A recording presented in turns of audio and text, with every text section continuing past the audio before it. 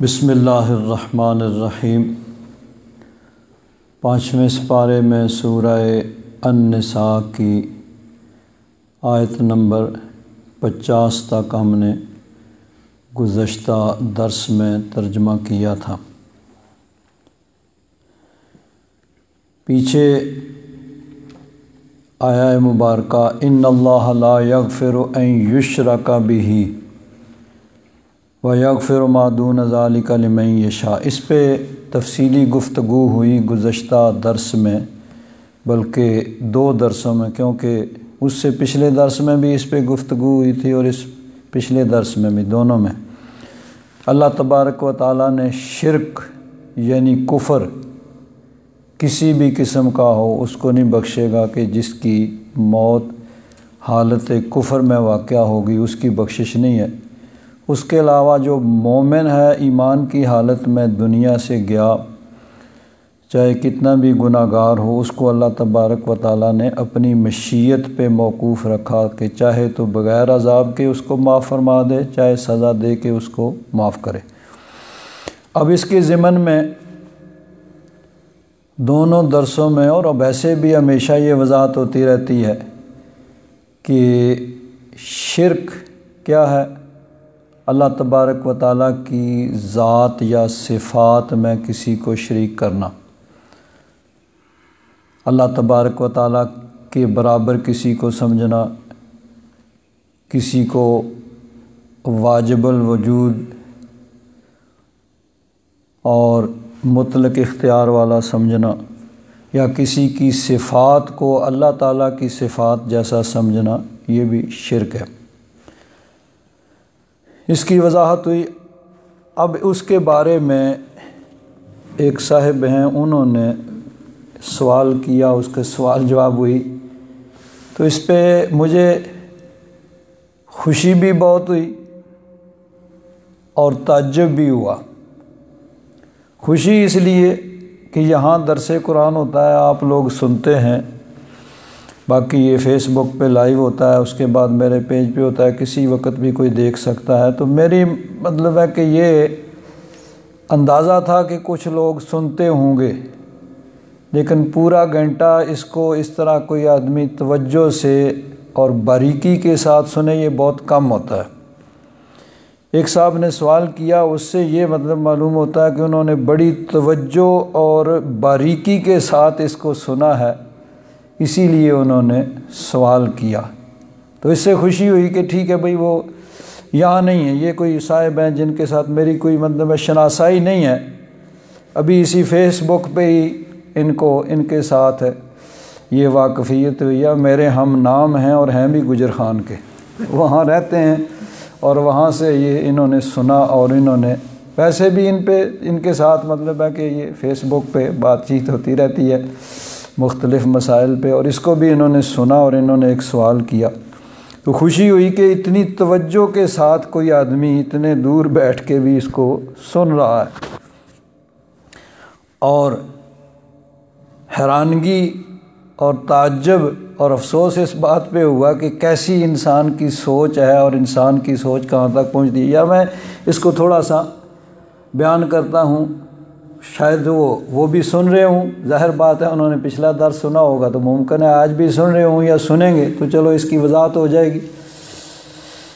تو وہ کہتے ہیں کہ تھوڑی سی وضاحت کر دیں پلیز۔ اب چونکہ انہوں نے مسجد غوثیہ کے فیس بک پہ لائیو جاتا ہے تو انہوں نے اسی پہ سوال کیا۔ مولانا صاحب فرما رہے ہیں کہ اللہ کی صفات ذاتی ہیں اور باقی انبیاء اور اولیاء کی صفات اللہ کی دی ہوئی ہیں، اگر کوئی ان صفات کو ان کی ذاتی صفات مانے گا تو وہ شرک ہے۔ اب یہ بات اسی طرح کی ہے اور بالکل حق ہے۔ اب دیکھیے، قرآن و حدیث تو وہی ہے جو 1400 سال زیادہ عرصہ پہلے قرآن پاک اترا اور نبی کریم صلی اللہ علیہ وسلم کے ارشادات۔ اب پہلے اس چیز پہ کوئی جھگڑا نہیں تھا، اس لیے اس کی ضرورت نہیں پڑتی تھی، سب جانتے تھے کہ جی جہاں پر بھی اللہ تبارک و تعالیٰ نے فرمایا کہ غیب کوئی اور نہیں جانتا، اس سے مطلب ذاتی ہے، اور جہاں اس کی یعنی اس بات ہے وہاں مراد یہ ہے کہ اللہ تبارک و تعالیٰ جس کو چاہتا ہے جتنا چاہتا ہے عطا فرما دیتا ہے، اس لیے اس پہ کوئی جھگڑا نہیں تھا۔ جب سے یہ جھگڑے شروع ہوئے ہیں تو اب اس بات کی وضاحت کرنی پڑتی ہے، اور بڑی شد و مد کے ساتھ، کیونکہ ہم پہ اعتراض ہی یہی ہے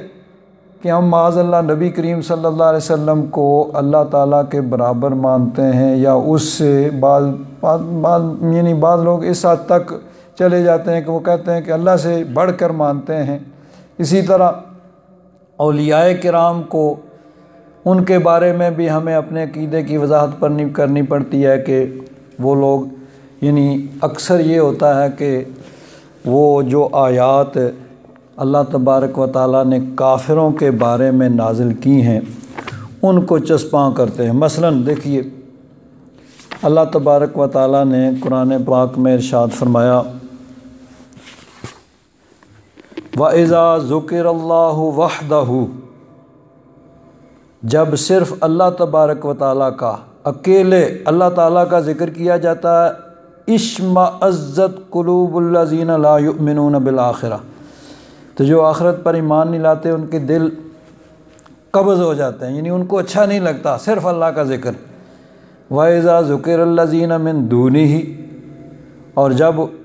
اس کے علاوہ بتوں کا ذکر کیا جاتا ہے، اذا هم یستبشرون، پھر خوش ہو جاتے ہیں۔ تو یہ کافروں کی حالت تھی کہ جب اللہ تعالیٰ کا ذکر کیا جاتا تو ان کے دل قبض ہو جاتے تھے، بجھ جاتے تھے،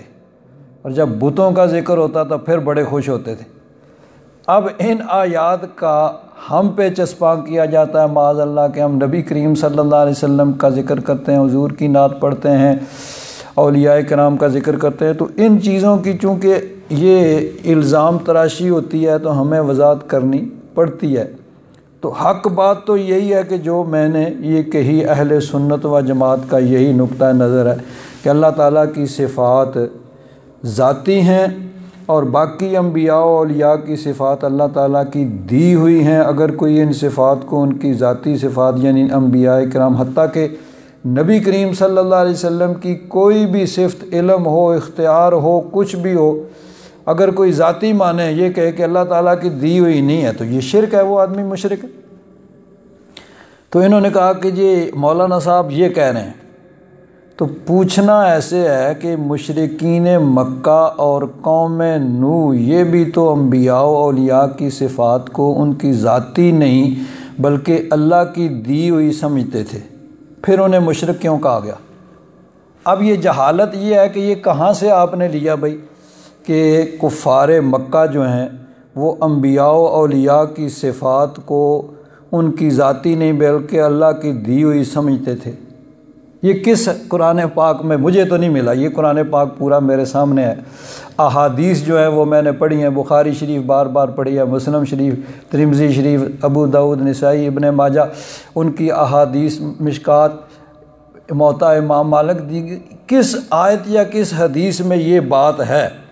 کہ مشرکین مکہ اور قوم نوح یہ بھی انبیاء و اولیاء کی صفات کو ذاتی نہیں بلکہ اللہ کی دی ہوئی سمجھتے تھے؟ اب یہ جہالت کی انتہا ہے، اور ذہن میں ایک چیز ویسے ہی ڈال دی گئی ہے، اور اس حد تک ڈال دی گئی ہے کہ اس طرح کی آدمی بات کرتا ہے۔ اب یہ کہیں قرآن پاک میں نہیں ہے کہ مشرکین مکہ انبیاء و اولیاء کی صفات کو ذاتی نہیں بلکہ اللہ کی دی ہوئی مانتے تھے۔ وہ تو انبیاء کو مانتے ہی نہیں تھے۔ اصل تو جھگڑا یہی تھا کہ نبی کریم صلی اللہ علیہ وسلم انہیں کہتے تھے مجھے اللہ کا نبی مانو، کہتے تھے نہیں آپ اللہ کے نبی نہیں، تو وہ تو حضور کو نبی مانتے ہی نہیں تھے۔ جب نبی کو نبی نہیں مان رہے، کسی ولی کو کیا ماننا؟ پھر اس کی صفات کی آگے بحث آتی ہے۔ تو کیسی جہالت کی بات ہے کہ مشرکین مکہ اور قوم نوح یہ بھی انبیاء و اولیاء کی صفات کو ذاتی نہیں بلکہ اللہ کی دی ہوئی سمجھتے تھے۔ یہ اس نے مطلب ہے اس آدمی نے، ان صاحب نے بڑی جہالت کی بات کی کہ پھر ان کو مشرک کیوں کہا گیا؟ تو میں نے اس کا پھر ان کو جواب لکھا کہ محترم سوچ سمجھ کر بات کرنی چاہیے۔ کفار و مشرکین انبیاء و اولیاء کو مانتے ہی نہیں تھے۔ ان کے کفر کی وجہ تو ایک وجہ تو انبیاء کرام کی نبوت کا انکار ہے۔ وہ حضور کی نبوت کو نہیں مانتے تھے کہ نہیں آپ نبی نہیں ہیں،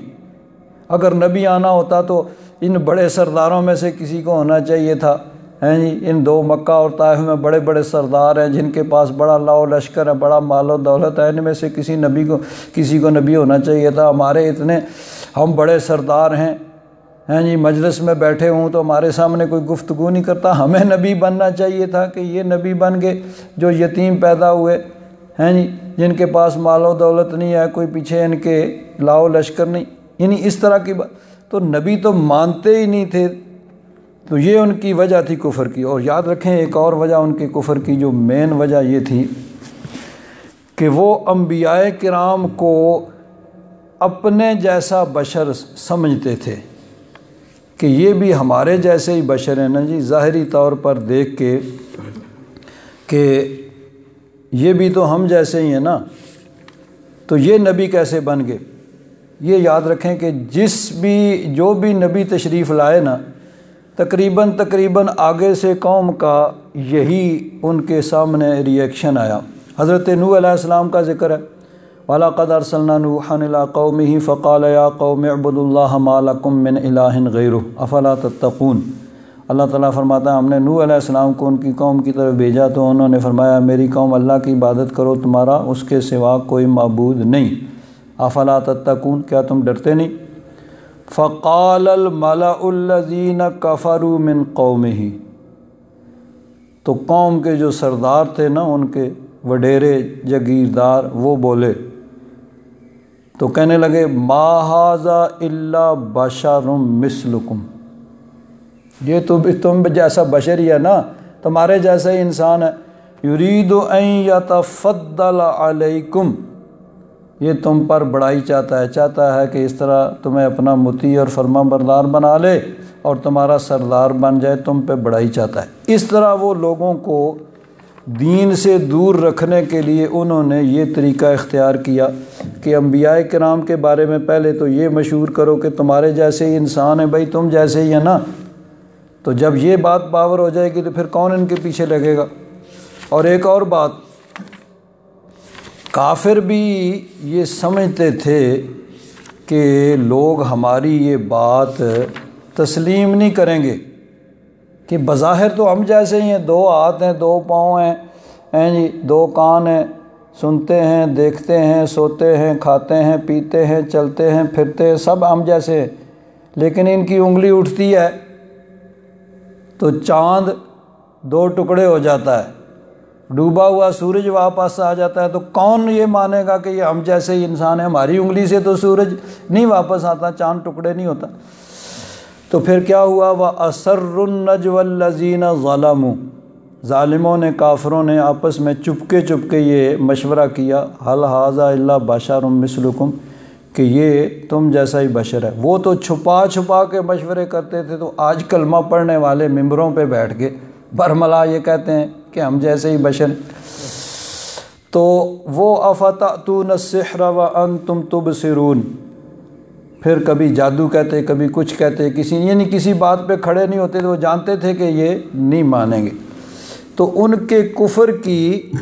وجہ یہی تھی کہ وہ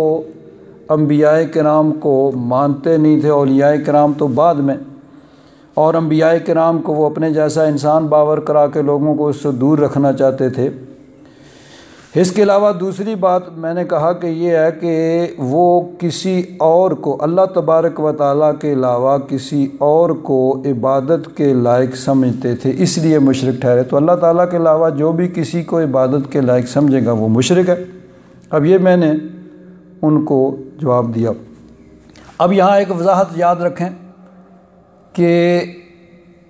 اللہ تبارک و تعالیٰ کی صفات ذاتی ہیں، کسی کی ذات اللہ تعالیٰ کی ذات جیسی نہیں، اور کسی کی صفات اللہ تعالیٰ کی صفات جیسی نہیں۔ اللہ تعالیٰ کی ذاتی ہیں اور باقی کی عطائی ہیں۔ یہی یعنی عقیدہ ہے کہ جس پہ کوئی آدمی کوئی اعتراض نہیں کر سکتا۔ ہم پہ اعتراض ہی یہی ہے کہ ہم ماشاء اللہ نبی کریم صلی اللہ علیہ وسلم کی صفات کو ذاتی مانتے ہیں اور اللہ تبارک و تعالیٰ کے برابر کر دیتے ہیں، کبھی بڑھا دیتے ہیں، یہ چیزیں۔ تو یہ جو بات کی اس پہ یعنی نادانی نہ سمجھی۔ اب اس میں دو ہی چیزیں ہیں، اگر کہیں کہ حضور کی صفات ذاتی ہیں تو یہ تو شرک ہے، اور اگر صفاتی بھی نہ مانیں تو یہ بات مشاہدہ کے خلاف ہے کہ صفات تو اللہ تعالیٰ نے دی ہیں حضور کو، علم بھی دیا ہے، اختیار بھی دیا ہے، قدرت بھی دی ہے، اور اولیاء کرام کو بھی ملتی ہیں۔ قرآن پاک کے اندر موجود ہے کہ حضرت سلیمان علیہ السلام کی امت کا ایک ولی سینکڑوں میل دور سے تخت پلک جھپکنے سے پہلے لے آتا ہے۔ اب یہ قرآن پاک کے اندر موجود ہے۔ اب یہ طاقت ہے، ذاتی کہیں تو مشرک، صفاتی نہ مانے تو اس کے خلاف، تو کیا کہیں گے پھر، کیا کریں؟ اس جہالت کا کیا جو ہے علاج کیا جائے؟ اور اگر یاد رکھیں کہ کوئی بات کوئی کافر بھی کہتا ہے اور صحیح اور درست ہے تو اس وجہ سے تو اس کو کافر نہیں کہا جائے گا۔ مثلا مشرکین مکہ کسی نہ کسی انداز میں اللہ تعالیٰ کو مانتے تھے کہ اللہ تعالیٰ ہے، اللہ تعالیٰ نے یہ سب کچھ بنایا ہے۔ تو اگر یہ اللہ تعالیٰ کو مانتے تھے اور یہ کہتے تھے کہ سب کچھ اللہ تعالیٰ نے ہی بنایا ہے، تو ہم کیا کریں بھئی؟ ہم کہ چونکہ کافر یہ مانتے تھے، ہم کہیں نہیں اللہ تعالیٰ کوئی نہیں ہے یا اللہ تعالیٰ نے کچھ نہیں بنایا۔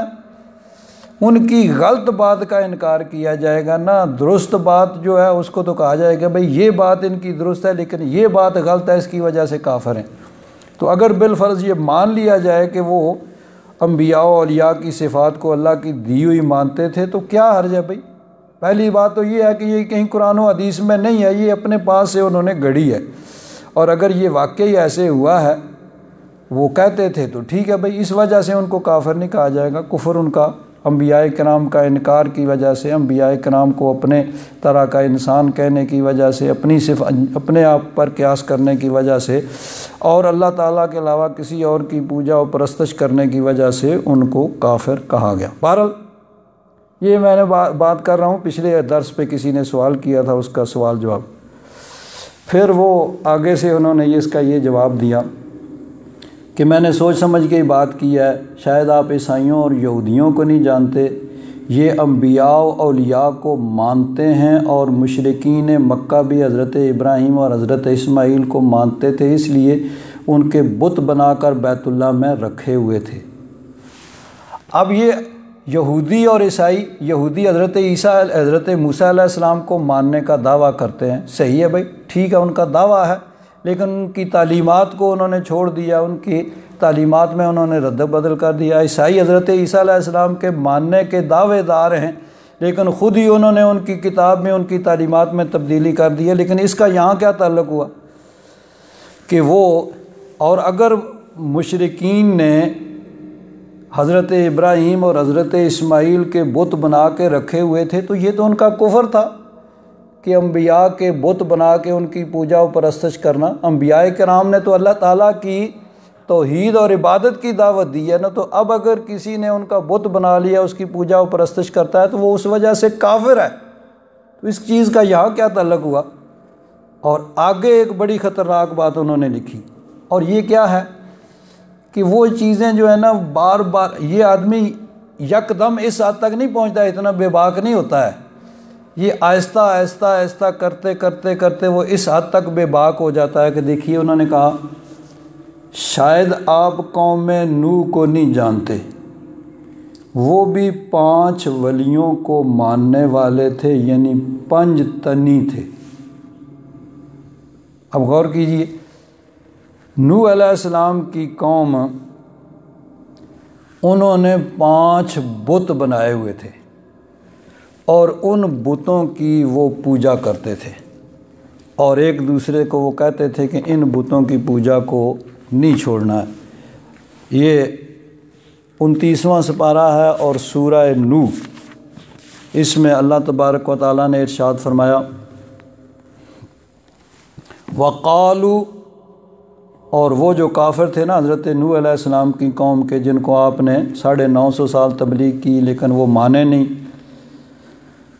تو انہوں نے کہا آپس میں ایک دوسرے کو لا تذرن آلہتکم، اپنے معبودوں کو ہرگز ہرگز نہ چھوڑنا۔ ایک دوسرے کو نصیحت کرتے رہے، خطرہ تھا نا کہ کہیں یہ نہ مان جائے، کہیں یہ نہ مان جائے، کہیں یہ نہ ان کا کلمہ پڑھ لے۔ وہ 70-72 یا 82 آدمی تو مسلمان ہوئے، باقی سب کافر تھے، بڑے بڑے سردار. تو وہ ایک دوسرے کو ساتھ ساتھ نصیحت کرتے رہتے تھے کہ کہیں کوئی ان کا نہ ہو جائے. تو کہنے لگے لا تذرن آلہتکم، اپنے معبودوں کو ہرگز نہ چھوڑنا، ولا تذرن ودا ولا سواع ولا یغوث ویعوق ونسرا، اور ہرگز نہ چھوڑنا ود کو، سوا کو، یغوث کو، یعوق کو اور نصر کو. یہ 5 ان کے بتوں کے نام تھے جن کی وہ پوجا و پرستش کرتے تھے. تو اب دیکھیے بے باکی کتنی ہے کہ وہ کہتے ہیں کہ جی وہ 5 ولیوں کو مانتے تھے. 5 ان کے بت تھے جن کی پوجا و پرستش وہ کرتے تھے. لیکن یہ صاحب اب یہ نہیں مطلب ہے اپنے پاس سے نہیں ہے، یہ کوئی عام آدمی ہے، وہ اپنے علماء سے یہ چیزیں سنتے رہتے ہیں اور ذہن میں پکی ہوئی ہوتی ہیں. تو کہا جی وہ 5 ولیوں کو مانتے تھے اور 5 تنی تھے. اب ہمارے ہاں 5 تن پاک کہا جاتا ہے. نبی کریم صلی اللہ علیہ وسلم، حضرت علی، حضرت فاطمہ الزہرا، حسنین کریمین، 5 تن پاک یہ نام لکھے ہوئے ہیں. ہم اہل سنت و جماعت 4 یار بھی کہتے ہیں، حضرت ابو بکر صدیق، حضرت فاروق اعظم، حضرت عثمان غنی، حضرت علی، یہ بھی 4 لکھے ہوئے. درمیان میں نبی کریم صلی اللہ علیہ وسلم کا نام لکھا ہوا ہے. تو یہ 5 تن پاک کی اصطلاح اہل سنت میں بھی استعمال ہوتی ہے. شیعہ جو ہیں اس کو زیادہ استعمال کرتے ہیں، وہ اپنے انداز میں کرتے ہیں، لیکن اہل سنت اپنے عقیدے کے مطابق بہرحال 5 تن پاک یہ اصطلاح استعمال ہوتی ہے. تو اب یہ کہا کہ یہ نوح علیہ السلام، شاید آپ قوم نوح کو بھی نہیں جانتے، وہ بھی 5 ولیوں کو ماننے والے تھے، یعنی 5 تنی تھے. یعنی اس حد تک انہوں نے بے باکی کا مظاہرہ کیا کہ وہ 5 بتوں کو جن کی پوجا و پرستش کی جاتی تھی، وہ کہا وہ 5 ولیوں کو ماننے والے. قرآن پاک میں تو یہ ہے نا کہ وہ ان کے معبود تھے. لا تذرن آلہتکم، اپنے معبودوں کو نہ چھوڑنا. ولا تذرن ود، سوا، یغوث، یعوق، نصر، وہ 5 ان کے بت تھے. یہ کہتے ہیں 5 ولیوں کو ماننے والے تھے اور 5 تنی تھے. اب پھر میں نے اس کا جواب ان کو دیا. میں نے کہا جب آدمی کے دل میں خوف الہی ختم ہو جاتا ہے اور وہ موت، قبر اور میدان محشر کی حاضری کو بھول جائے تو ایسی باتیں کرتا ہے. حضرت نوح علیہ السلام کی قوم کے لوگوں کو آپ 5 تنی کہتے ہیں، یعنی ان کے 5 بتوں ود، سوا، یغوث، یعوق، نصر کے ساتھ آپ نے 5 تن پاک یعنی نبی کریم صلی اللہ علیہ وسلم، حضرت علی کرم اللہ وجہ الکریم، حضرت فاطمہ الزہرا رضی اللہ تعالیٰ عنہ، حسنین کریمین رضی اللہ تعالیٰ عنہ ماں کو ملایا، ان کے ساتھ ان کو تشبیہ دی. ان کے 5 بتوں کے ساتھ ان 5 تن پاک کو آپ نے ملا دیا، تشبیہ دی. تو شکر ہے وہ چپ ہو گئے. اس کے بعد پھر انہوں نے کچھ نہیں کہا. تو یہ بے باکی اس حد تک پہنچ گئی کہ وہ ان 5 بت، ان کے معبود جو ہیں، کہا جی وہ 5 ولیوں کو مانتے تھے اور 5 تنی تھے. تو اب ان سے اور بھی بات چیت ہوتی رہتی ہے. ایک جگہ یہ کہتے ہیں کہ جی میں 20 سال انفی رہا ہوں. میں نے کہا بڑی اچھی بات ہے جی. ظاہر بات ہے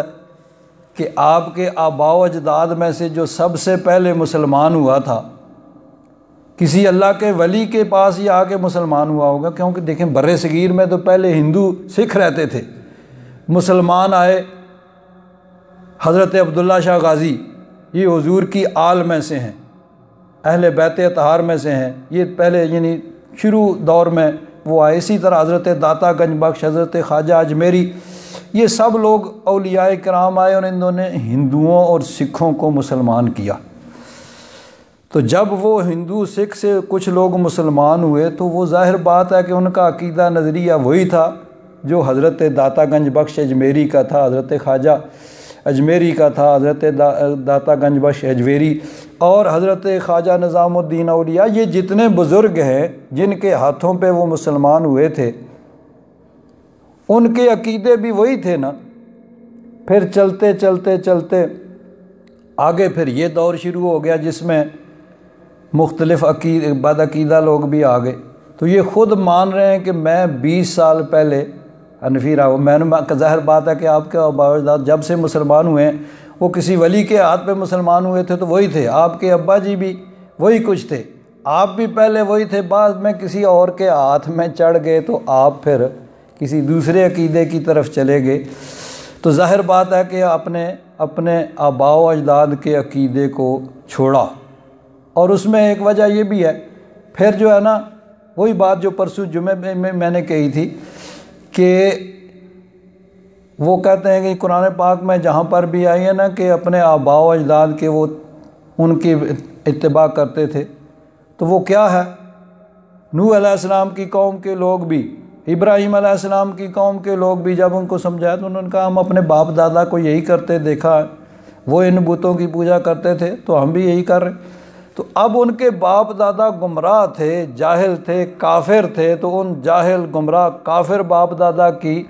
وہ ان فرسودہ رسموں سے وہ چمٹے ہوئے تھے تو ان کی مذمت کی گئی۔ تو ہمارے آباء و اجداد الحمدللہ مسلمان تھے، قرآن و حدیث کے عالم تھے، اور قرآن و حدیث کے مطابق وہ عقائد اور نظریات رکھتے تھے، تو ہم اس لیے تو نہیں نہ چھوڑ دیں گے کہ چونکہ ہمارے ابا جی یہ عقیدہ رکھتے تھے تو ہم یہ عقیدہ نہیں رکھیں گے، ہم کوئی اور عقیدہ رکھیں گے، اگر اس کو مانیں گے تو پھر باپ دادا کی اتباع کرنے والے ہو گئے۔ آباء و اجداد جب قرآن و حدیث کے مطابق عقائد اور نظریات اعمال رکھتے ہیں تو پھر اسی کی اتباع کی جائے گی نا، اس کو چھوڑ کر کوئی اور عقیدہ نظریہ تو نہیں اختیار کیا جائے گا۔ تو یہ صاحب بھی کہتے ہیں کہ جی میں 20 سال حنفی رہا ہوں، تو میں نے کہا ٹھیک ہے، بہرحال آپ کے آباء و اجداد جب مسلمان ہوئے ہوں گے، اگر وہ یہیں کے رہنے والے تھے تو ہندو سکھ تھے تو ان میں سے کوئی مسلمان ہوا ہوگا، اس سے آگے جو بھی مسلمان چلتے آئے ہیں آپ تک وہ سب کے سب یعنی مسلمان تھے۔ اور چونکہ بر صغیر کے لوگ حنفی حضرت امام اعظم ابو حنیفہ رحمۃ اللہ تعالیٰ علیہ کے عقیدہ اور نظریہ کے ان کے مطلب ہے فقہ کے مطابق عمل کرتے ہیں، تو ظاہر بات ہے سب حنفی تھے۔ تو یہ تو ابھی کچھ عرصہ پہلے جو ہے نا یہ بد عقیدگی شروع ہوئی ہے کہ عرب سے یہ ایک طوفان اٹھا اور بر صغیر میں پاکستان ہندوستان میں ادھر بھی پہنچا، اور ادھر بھی لوگ جو ہیں وہ سب کہ یعنی بہت سے لوگ اس طرف چلے گئے۔ تو پہلے تو جو لوگ تھے وہ سب وہی تھے نا جن کو ولیوں نے مسلمان کیا تھا، اور ولیوں کے ہی پیروکار تھے، اسی عقیدہ نظریہ پہ رکھتے تھے اور اسی پہ چلتے آ رہے تھے۔ تو میں نے کہا کہ یہ آپ لوگوں کو کسی مشرک کو مسلمان کرنے کی توفیق تو نہیں ہوئی، ہاں مسلمانوں کو مشرک قرار دینے کا ٹھیکہ آپ نے لے رکھا ہے کہ یہ مسلمان ہیں ان پہ کفر کے فتوے، شرک کے فتوے، یہ شرک ہے، یہ شرک ہے، یہ شرک ہے، بس شرک شرک شرک کے علاوہ اور کچھ ہے ہی نہیں ہے۔ اور جہالت کی انتہا دیکھیں، میں آپ کے وہاں بجاڑ والے گیا، وہاں پہ ایک جگہ جمعہ پڑھانا تھا، تو چونکہ وہ سامنے ان کے مسجد ہے ان کی، اور سپیکر ایسے لگے ہوئے ہیں جیسے یہ سر پہ ہیں، گھر بیٹھے ہوئے ان کی پوری آواز آتی ہے، ہماری تقریر دیر سے شروع ہوتی ہے، ان کی پہلے ہو جاتی ہے۔ تو وہ تقریر کر رہے تھے، اور تقریر کیا ہو رہی تھی، میں ساری تقریر ان کی سنتا رہا۔ اب جمعے کی تقریر ہو رہی ہے، اور جمعے کی تقریر کیا ہو رہی ہے کہ مغرب کی نماز سے پہلے 2 رکعت پڑھنی چاہیے، مغرب کی اذان کے بعد فرضوں سے پہلے 2 رکعت پڑھنی چاہیے، یہ تقریر کا موضوع تھا۔ اور یہ حدیث ہے، اس میں لکھا ہے کہ 2 رکعت صحابہ کرام پڑھتے تھے، یہ حدیث ہے۔ اب حدیث تو ہے، اور وہ حدیث ساری کتابوں میں، ایک کتاب سے نکالو ایک حدیث ہوگی، دوسری سے نکالو دوسری ہوگی، تیسری سے نکالو 10 کتابوں سے نکالو، یہ 10 حدیثیں ہوگی جی، 20 حدیثیں ہوگی جی، صحابہ کرام مغرب کے فرضوں سے پہلے 2 رکعت پڑھتے تھے۔ اب اس میں نبی کریم صلی اللہ علیہ وسلم کے متعلق کسی حدیث میں نہیں آیا ہے کہ آپ نے کبھی پڑھی ہوں، لیکن صحابہ کرام کے بارے میں یہ ہے۔ اب ہمارا حنفی فقہ کے مطابق مغرب سے پہلے، مغرب کے فرضوں سے پہلے اذان اور مغرب کے فرضوں کے درمیان میں 2 رکعت پڑھنا سنت نہیں ہے، لیکن اگر ٹائم ہو کوئی پڑھ لے تو کوئی حرج بھی نہیں ہے، کیونکہ مغرب کی اذان ہو گئی، اب ٹائم نماز کا شروع ہو گیا، اگر کسی نے پڑھ لیا تو کوئی حرج نہیں ہے۔ اور ہوتا یہ تھا ہمارے یعنی علماء نے اس کی یہ توجیہ کی ہے کہ جب مغرب کی اذان ہوتی تھی تو مغرب کی اذان کے بعد نبی کریم صلی اللہ علیہ وسلم اپنے حجرہ مبارکہ سے کچھ دیر کے بعد تشریف لاتے تھے کہ نمازی اکٹھے ہو جائیں۔ جب حضور تشریف لاتے تو اقامت ہوتی اور جماعت ہوتی، تو وہ جو اذان اور جماعت کے درمیان ٹائم ہوتا تھا، کچھ صحابہ کرام 2 نفل پڑھ لیتے تھے اور کچھ بیٹھے ذکر کرتے رہتے تھے۔ تو جو نفل پڑھتے تھے ان پہ کسی نے اعتراض نہیں کیا، جو بیٹھے ہوئے تھے ان پہ بھی صحابہ کرام نے کہا تو کیوں نہیں پڑھتے تم؟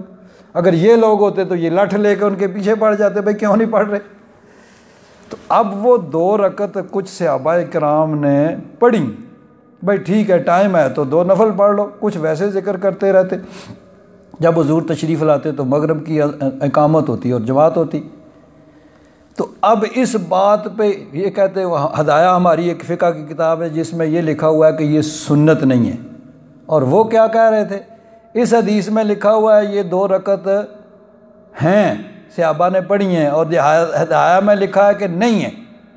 نہیں ہے، وہ بھی یعنی غلط کہہ رہا ہے کہ وہاں لکھا ہوا ہے کہ سنت نہیں ہے، اگر کسی نے پڑھ لیا تو کوئی گناہ نہیں ہے، حرج نہیں ہے، ثواب اس کو بہرحال ہو جائے گا اگر کوئی ٹائم ہو اور کوئی پڑھ لے تو اب اس بات پہ اتنا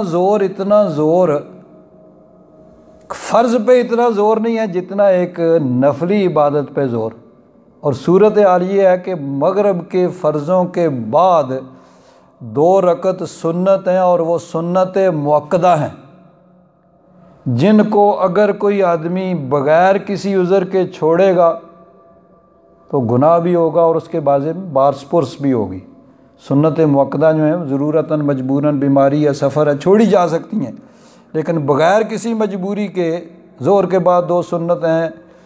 مغرب کے بعد 2 سنتیں، یہ سنت مؤکدہ ہیں۔ فجر کی سنتیں تو اور زیادہ تاکید ہے، وہ تو واجب کے قریب ہیں، لیکن ظہر کے بعد، مغرب کے بعد، عشاء کے بعد جو 2 سنتیں ہیں یہ سنت مؤکدہ ہیں، اور بغیر کسی عذر کے ان کو نہیں چھوڑا جا سکتا۔ اور ان لوگوں کی حالت یہ ہے کہ فرض پڑھتے ہیں اور بھاگے، وہ بعد والی سنتیں جو سنت مؤکدہ ہیں ان کو نہیں پڑھتے، اور جو پہلے والی جن کو ہم بھی جائز کہتے ہیں بھائی پڑھ لیں تو حرج کوئی نہیں، لیکن وہ سنت نہیں ہے، نفل ہی ہیں، کسی نے پڑھ لیے تو کوئی حرج نہیں، اس پہ اتنا زور کہ پوری جمعہ کی تقریر ہی اسی پہ ہو رہی ہے۔ عجیب بات ہے۔ تو یہ کیا ہے؟ یعنی یہ تعصب ہے، اور وہ جو مطلب ہے کہ ایک ذہنوں میں چیز پڑی ہوئی ہے وہ، اور بلا وجہ بلا ضرورت کہ ٹھیک ہے بھائی۔ اب یہ یعنی جس طرح اس پہ اعتراض کیا گیا کہ ایک حق بات درست ہے تو آپ اپنے علماء سے پوچھیں نا بھائی، اس میں کوئی اعتراض ہے تو پھر اسی طرح انہوں نے ایک اور بات بھی، خیر چلو اب ٹائم بہت زیادہ لگ جائے گا، باتیں تو اس طرح کی چلتی رہتی ہیں، لیکن یہ چونکہ اس سے متعلقہ تھی تو میں نے عرض کر دی، اور یہ بات میں نے 2 درسوں میں کہی کہ جی اللہ تبارک و تعالیٰ کی ذات جیسی کسی کی ذات نہیں، اور اللہ تبارک و تعالیٰ کی صفات جیسی کسی کی صفات نہیں۔ جو اللہ تعالیٰ کی ذات کے برابر کسی کی ذات کو مانے، جس طرح اللہ تعالیٰ ہمیشہ سے ہمیشہ رہے گا، کوئی اور ہمیشہ سے نہیں ہے، ہمیشہ رہنے والا نہیں ہے، اور اللہ تعالیٰ کی تمام صفات ذاتی ہیں، باقی سب کے، حتیٰ کہ نبی کریم صلی اللہ علیہ وسلم کے پاس بھی جو صفات ہیں وہ سب کی سب اللہ تعالیٰ کی عطا کی ہوئی ہیں۔ جو حضور کی ذات صفات کو بھی ذاتی مانے، اللہ کی عطائی نہ مانے، تو ظاہر بات ہے کہ وہ آدمی مشرک ہے، اور وہ یعنی شرک کا ارتکاب کر رہا ہے۔ تو یہ بات جو ہے یہ اہل سنت و جماعت کا عقیدہ وضاحت ہے، اور جو ہم پہ اعتراض ہوتا ہے اس اعتراض کو دور کرنے کے لیے اس کی وضاحت کرنی پڑتی ہے اس پہ یعنی۔ اور پھر میں انہوں نے کہا ٹھیک ہے بھائی، یہ اسی لیے نشر کیے جاتے ہیں کہ پوری دنیا میں لوگ سنتے ہیں۔ اب یہ یعنی اس ٹیکنالوجی کی وجہ سے دنیا اتنی قریب ہو گئی ہے کہ ہم یہاں بیٹھے ہوئے یہ گفتگو ہو رہی ہے، درس قرآن ہو رہا ہے، تو پاکستان میں، آسٹریلیا میں، انگلینڈ میں، امریکہ میں کہیں بھی کوئی آدمی بیٹھا ہوا ہو تو وہ اس کو براہ راست سن سکتا ہے، اور پیج پہ موجود ہے، بعد میں بھی سن سکتا ہے، اسی کا فائدہ۔ ٹھیک ہے سنیں۔ تو کوئی بھی اعتراض ہو تو اب کہیں جانے کی ضرورت نہیں ہے، اپنے گھر میں بیٹھے اپنے موبائل سے لکھ کے اس پہ اعتراض بھیج دیں، ہم حاضر ہیں جواب دینے کے لیے، اسی لیے بیٹھے ہوئے ہیں کہ جو بھی اعتراض ہوگا ہم اس کا جواب دیں گے، اور جواب دینے کے لیے ہم ہمیشہ موجود ہیں۔ تو بہرحال اللہ تبارک و تعالیٰ اپنا فضل اور کرم فرمائے، جو بھی اس کے بارے میں ہم کہیں گے اس کے ہم ذمہ دار ہوں گے۔ اہل سنت و جماعت کا جو نقطہ نظر 1400 سال سے ہے اسی کو ہم قرآن و حدیث کے روح سے بیان کریں گے، اور اس کے بارے میں کوئی بھی اعتراض کسی کے ذہن میں بھی ہو، جو بھی سننے والا ہو وہ جو بھی اعتراض کرے گا ہم اس کے انشاءاللہ ہمیشہ جس طریقے سے یعنی اس کا جواب جو ہے وہ عرض کریں گے۔ تو آگے چلتے ہیں، آیت نمبر 51۔ مکہ شریف سے حضور نبی کریم صلی اللہ علیہ وسلم جب ہجرت کر کے مدینہ منورہ تشریف لائے تو مدینہ منورہ میں یہودیوں کے کچھ قبائل آباد تھے۔ ان سے نبی کریم صلی اللہ علیہ وسلم نے ایک معاہدہ کیا، ایک ایگریمنٹ ہوا، بھئی ٹھیک ہے تم لوگ یہاں پہ رہو، ہم بھی یہاں رہیں گے، اور ہمارا تمہارا آپس میں معاہدہ ہے کہ ہم ایک دوسرے کے ساتھ لڑائی نہیں کریں گے، بلکہ مدینہ منورہ پہ اگر کوئی حملہ آور ہوگا تو ہم سب مل کے اس کا مقابلہ کریں گے، تم اپنے دین پہ رہو، بے شک ہم اپنے دین پہ رہے۔ حضور نبی کریم صلی اللہ علیہ وسلم نے ان کو تبلیغ بھی فرمائی، اور وہ جانتے بھی سب تھے لیکن ضد کی وجہ سے نہیں مانتے تھے۔ ٹھیک ہے بھائی تم اپنے دین پہ رہو، اگر نہیں مانتے تو ٹھیک ہے اپنے دین پہ بے شک رہو، لیکن ہم سب مل کے مدینہ شریف کا دفاع کریں گے۔ اور بھی اس میں شکیں تھیں۔ تو جب غزوہ بدر میں بڑی مختصر سی مسلمانوں کی تعداد تھی، اور اتنے 1000 یعنی 313 مسلمان اور 1003 گنا سے بھی زیادہ مسلح لشکر جب مسلمانوں کے ہاتھوں پٹ گیا، 70 قتل ہوئے، 70 گرفتار ہوئے، تو یہ جو تھے یہودی اور دب گئے۔ غزوہ احد میں کیا ہوا، 1 سال کے بعد 70 مسلمان شہید ہوئے، بظاہر کافروں کو برتری حاصل ہوئی، تو پھر یہ تھوڑے سے اٹھ کھڑے ہوئے۔ غزوہ احد کے بعد وہاں کا ایک سردار اہل کتاب کا یہودیوں کا، وہ 70 آدمیوں کو لے کے مکہ شریف گیا، اور مکہ شریف جا کے ان کو ابھارا کافروں کو کہ بھئی تم یہ روز روز کی لڑائیاں کیا، ایک ہی مرتبہ سب مل کے آؤ، لشکر لے کے آؤ، تو مدینہ منورہ پہ حملہ کرو، تم باہر سے حملہ کرو، ہم اندر سے ماریں گے ان کو، درمیان میں پیس کے رکھ دیں گے، ایک ہی دفعہ ختم کر دو، یہ روز روز کی لڑائیاں کیا، اس سے نہیں جھگڑا۔ تو وہ وہاں گئے اور وہاں جا کے ان کے ساتھ بات چیت کی، معاہدہ کیا۔ اس کو مفسرین کرام نے اپنی اپنی تفسیروں کے اندر بیان کیا ہے۔ حضرت امام قاضی ثناء اللہ پانی پتی رحمۃ اللہ تعالی علیہ، آپ نے بھی اس کو فرمایا کہ کعب بن اشرف ایک ان کا سردار تھا،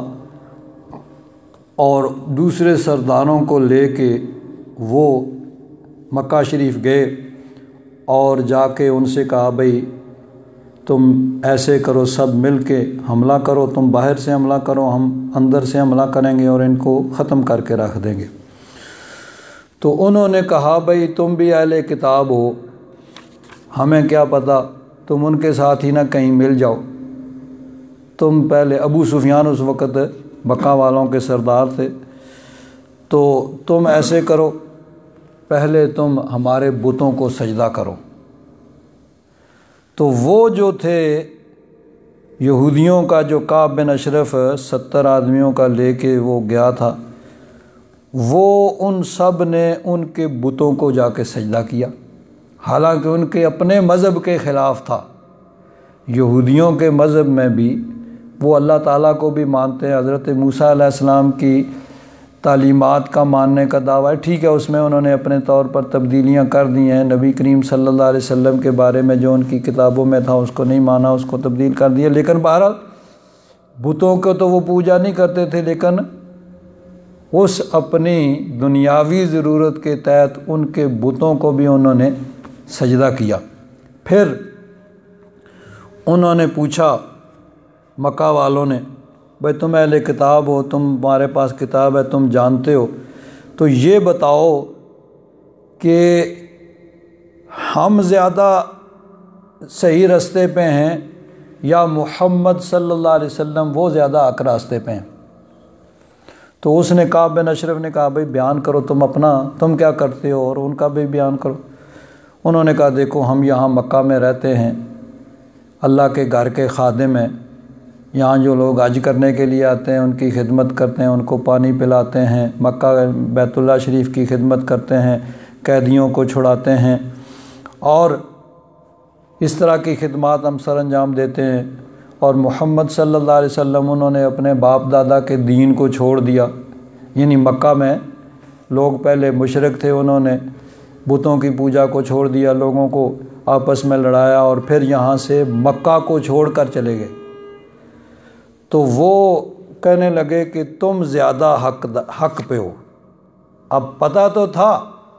کہ نبی کریم صلی اللہ علیہ وسلم اللہ تعالیٰ کی توحید کی دعوت دیتے ہیں، حضور کی نبوت کو وہ نہیں مانتے تھے، لیکن کم از کم یہ تو جانتے تھے نا کہ یہ لوگ بتوں کے پجاری ہیں، اور یہودیت کے اعتبار سے بتوں کی پوجا اس کی اجازت نہیں ہے، اللہ تعالیٰ صرف عبادت کے لائق ہے، اور حضور بھی صرف اللہ کی عبادت کی دعوت دیتے ہیں۔ حضور کی نبوت کو نہ بھی مانے تو پھر بھی کم از کم لیکن انہوں نے وہ صرف اسی اپنے مقصد کے لیے کہا بھائی تم زیادہ حقدار پر ہو۔ اللہ تبارک و تعالیٰ نے اس آیہ کریمہ میں ان کی مذمت کی۔ الم تر الی الذین اوتوا نصیبا من الکتاب، کیا تم نے انہیں نہیں دیکھا کہ جنہیں کتاب میں سے حصہ ملا؟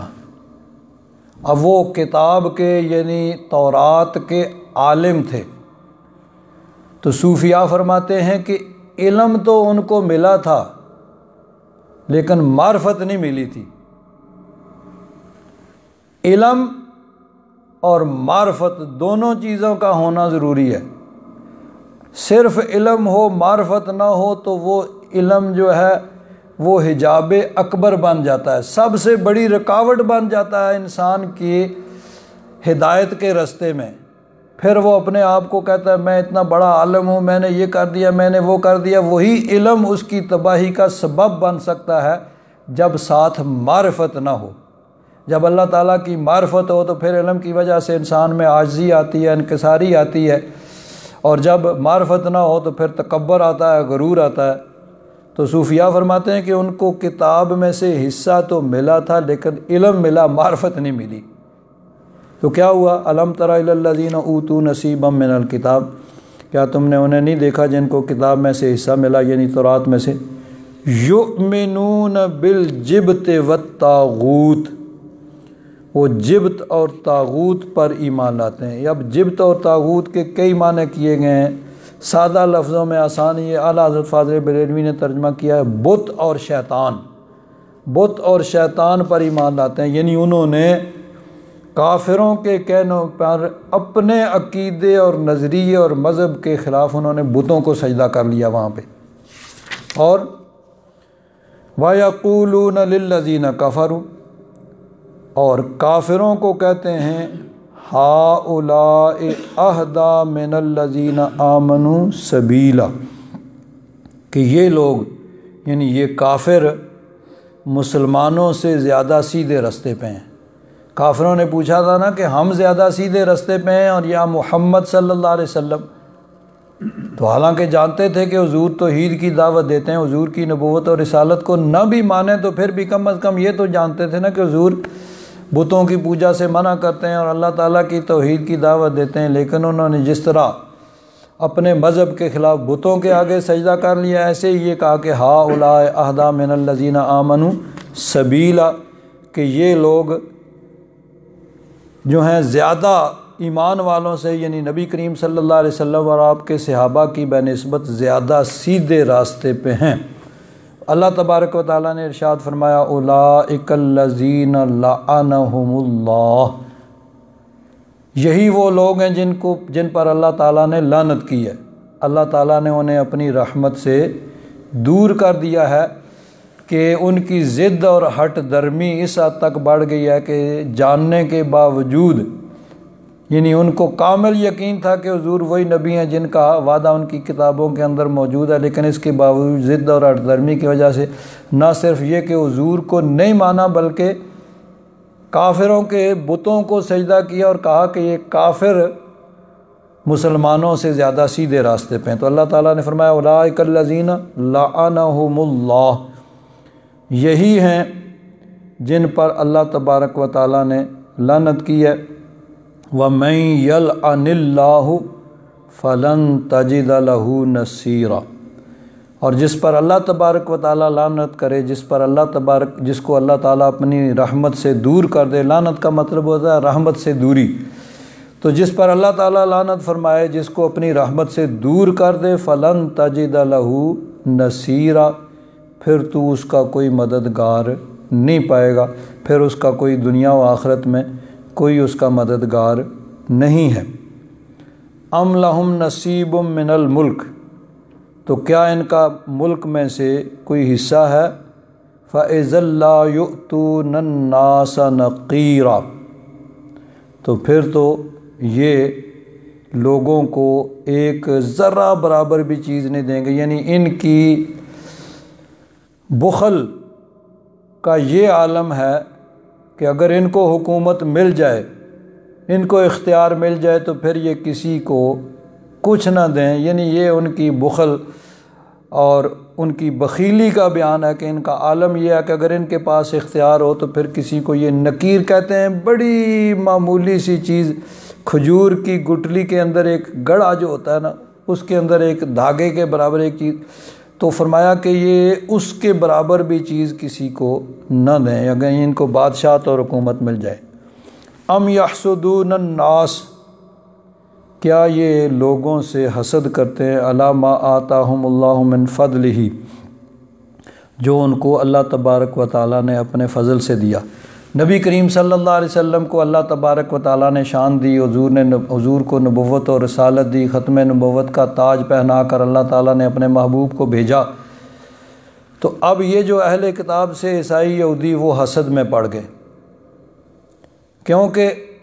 حضرت ابراہیم علیہ السلام سے لے کر نبی کریم صلی اللہ علیہ وسلم تک مفسرین نے لکھا ہے کہ ہزاروں کی تعداد میں انبیاء کرام آئے، وہ سب کے سب بنی اسرائیل میں تھے۔ حضرت ابراہیم علیہ السلام کے حضرت اسماعیل بھی ان کے بیٹے ہیں، حضرت اسحاق بھی ان کے بیٹے ہیں، اور حضرت اسحاق کو اسرائیل ان کا لقب ہے، انہی کے آگے اولاد بنی اسرائیل کہلاتی ہے۔ حضرت یعقوب علیہ السلام ان کے بیٹے ہیں حضرت اسحاق کے، اور حضرت یعقوب کے بیٹے حضرت یوسف، اور آگے جو ہیں سب کے سب حضرت اسحاق کی اولاد میں حضرت موسیٰ، حضرت ہارون، حضرت عیسیٰ، جتنے بھی انبیاء کرام آئے وہ سب کے سب ان کی اولاد میں ہزاروں کی تعداد میں، تو وہ سب کے سب بنی اسرائیل میں تھے۔ لیکن نبی کریم صلی اللہ علیہ وسلم بنی اسماعیل میں کہ حضرت اسماعیل کی اولاد میں حضور تشریف لائے،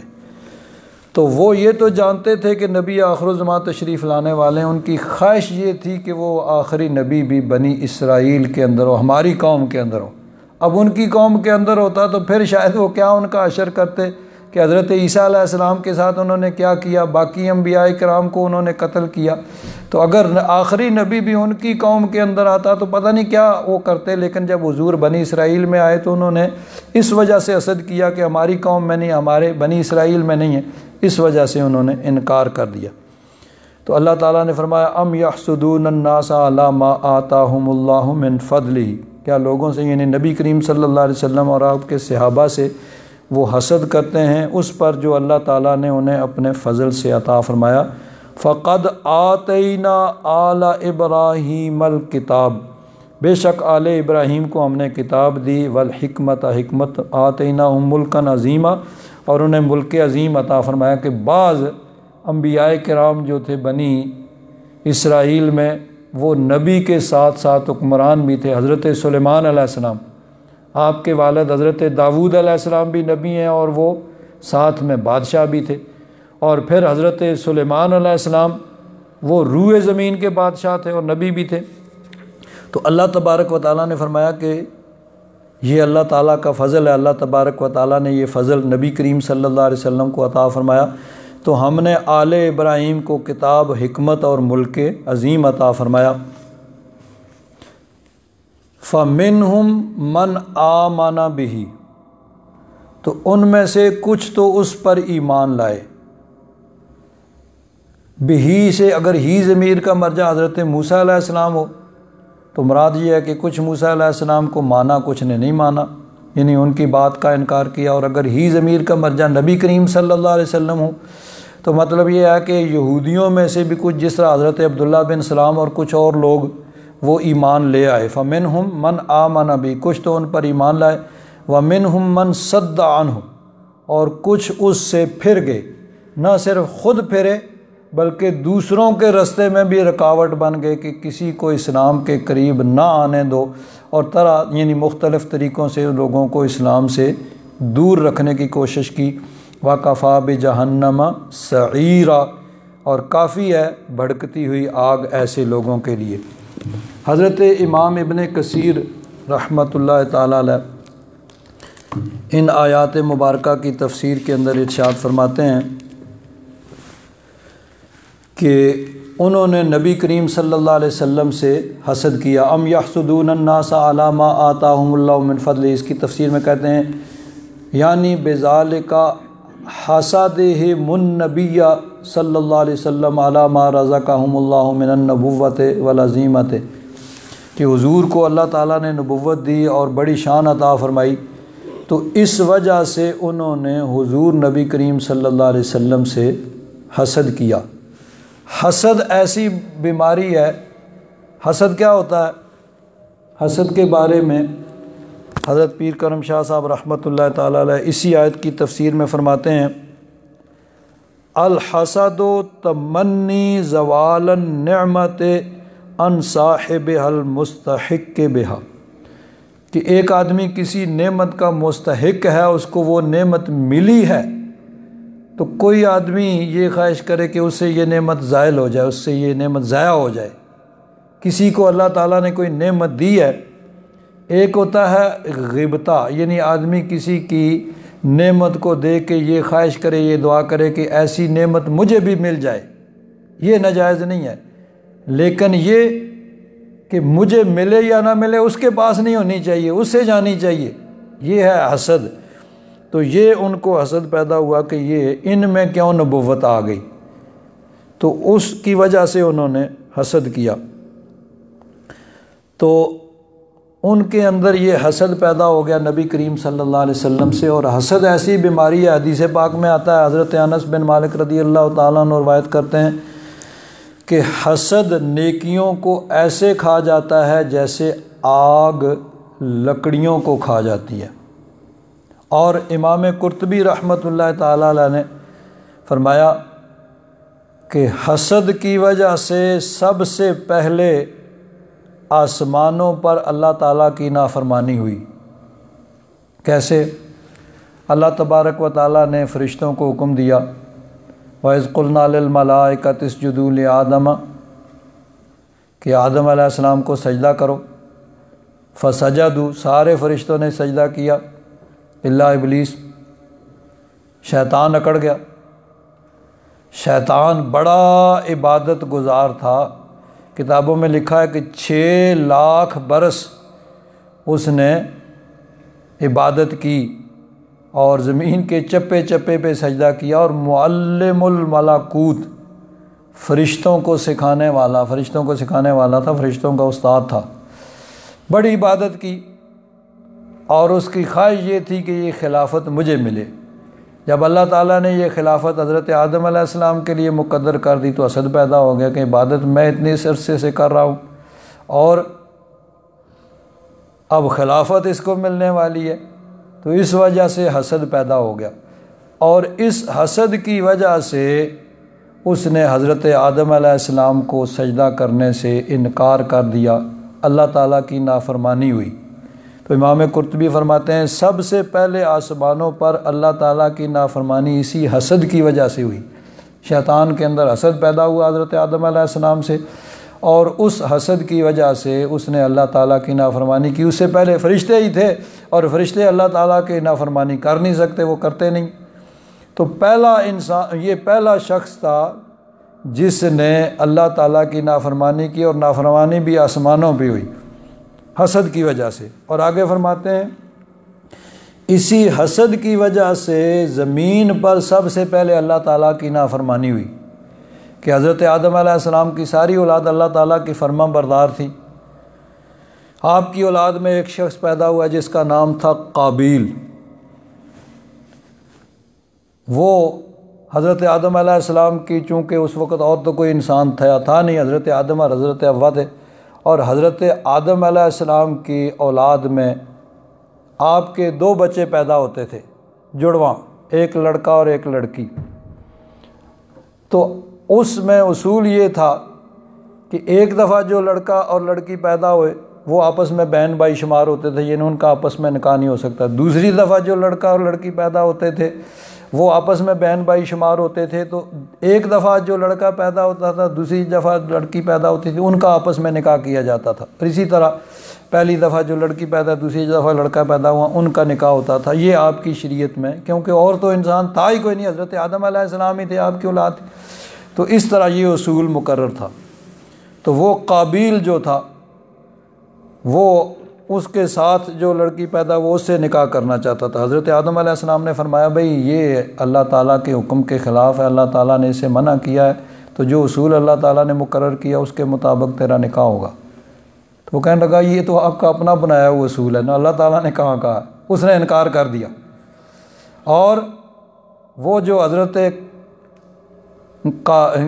حابیل تھے جن کے ساتھ اس کا نکاح ہونا تھا، اس کو اس نے قتل کر دیا اسی حسد کی وجہ سے۔ تو یہ زمینوں پہ جو سب سے پہلی نافرمانی ہوئی اللہ تعالیٰ کے حکم کی، وہ بھی اسی حسد کی وجہ سے ہوئی۔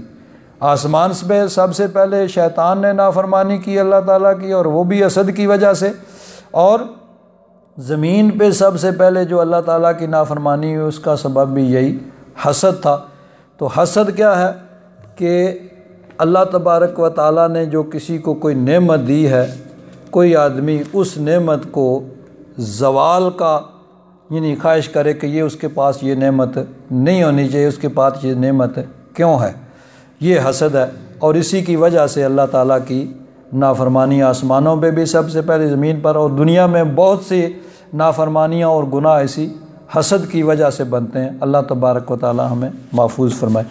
الحمدللہ رب العالمین والصلاة والسلام علی حبیبہ سیدنا و مولانا محمد وعلی آلہ واصحابہ اجمعین۔ اللہم انک عفو کریم تحب العفو فاعف عنا یا غفور یا غفور یا غفور۔ صلی اللہ تعالی علی حبیبہ سیدنا و مولانا محمد وعلی آلہ واصحابہ اجمعین برحمتک یا ارحم الراحمین۔